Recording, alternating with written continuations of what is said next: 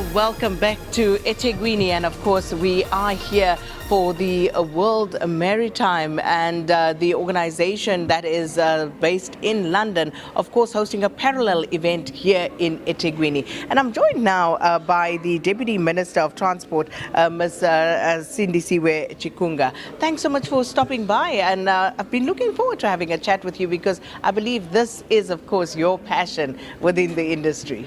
Indeed it is, and thank you for having us, Sakina. Indeed it is my passion, our passion as a nation, because we are a maritime nation. Are we a maritime nation? We are. What does that mean? It actually means that we have got waters that are surrounding South Africa, that are used by international shipping companies and vessels that pass by our route. This is the Cape route, the busiest route in the world. And out of that, as South Africa, have got to benefit. Remember, you have 3 oceans that we're responsible for: the Indian Ocean, the Atlantic Ocean, the Southern Ocean down there. All that space is our space as South Africa. We take care of it. We ensure that the ships that pass by here and that call at our ports are our responsibilities. And it cannot be that we only take care of them and benefit nothing as a country. And that is why I'm asking, are we really a maritime nation? Because we seem to be bit part players, even though there's a lot of activity in the sector in our waters. We are a maritime nation. We have not taken into account our opportunities, and we have not tapped into them. But we are a maritime nation by the mere fact that we have got the waters.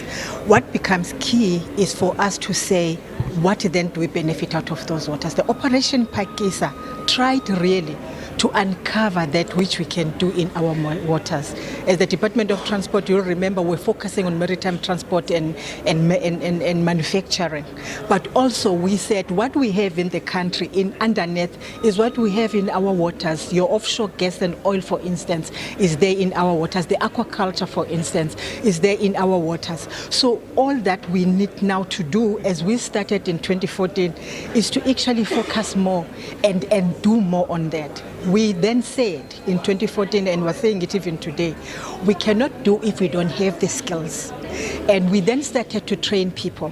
And even now we're sending people to the World Maritime University every year to train on maritime at master's level and PhD level, so that they can then come back and assist us, because it is such a highly specialized and highly technical area. You therefore cannot do it without the knowledge. But we are a maritime country. We are also a ports country, because of our important national ports that we have, the Durban port that we have here, the Richards Bay port, the Cape Town ports. They are actually serving the whole country, but also serving the whole region, to the extent of serving areas, countries such as the DRC. They depend on our ports. What is critical for us to do is that our ports continue to serve and attract the shipping companies, so that they don't become white elephants. And that cannot happen by itself. It's had to happen because we put effort and we implement right policies and strategies to ensure that we continue to attract shipping companies. Otherwise they go elsewhere. You speak of this import-export, and you're absolutely right. Upwards of 90% that happens through the maritime industry. But that being said, our very own participation in that remains very low in terms of South African registered vessels. Why is that? You know, the issue, we had about 50-something vessels before 1994. They were sold on the eve of then we were at naught. We are actually starting to attract ships to register in South Africa. We have 8 now.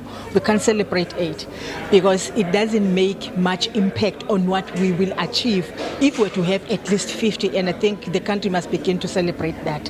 There are issues that make shipping companies slow to take up this opportunity to register in South Africa. Amongst them is the issue of VAT. Because in other countries they are exempted from paying VAT, and in South Africa we seem to be thinking that they've got to pay VAT, and if not, it means there's something hanging over them, then they go elsewhere. But otherwise we have actually exempted them from paying tonnage tax. 12Q in the tax whatever act, it actually exempted them from paying tax, which is something very important, because then it says you can come, you register in South Africa, you fly the South Africa flag, it's a white one, it's got conditions. We say you register here, you're going to employ seafarers in your vessel, and that creates job for our people. So if we're going to have 50, it's 50 times a number of jobs, 8 or 12 jobs that are created in each of those. But also we encourage them to come and open their offices in South Africa. When they open offices in South Africa, there must be a cleaner there, there must be a gardener there, there must be a receptionist there. That is also creating jobs in South Africa. So there's so much that we benefit out of registering vessels in South African shipping companies in South Africa, and we're not getting anything out of not registering them, not even the VAT that we're talking about. So there is nothing that we're going to lose by exempting them from paying VAT, because if they are not registered, we're not getting any VAT. And if that's an industry standard, it makes no sense for South Africa to try and impose that. Exactly, and that's what other countries are doing. So it's not something that we're talking about only in South Africa. It's something that is also happening in other countries, because you benefit more out of whatever that comes after of the vessel than the VAT itself, which you are not getting anyway because they're not registered in South Africa. So that is why we have discussions, intense discussions with the Department of Finance and of course the SARS. We've had quite a number of them, and we continue to say we would want to have more vessels registered in South Africa, because it gives us more, there are more returns than to say if you come, there's VAT that is hanging over your head. Then they don't come, there is no VAT anyway. So I think that is the whole issue. And I think that is obviously very progressive in terms of what the industry requires.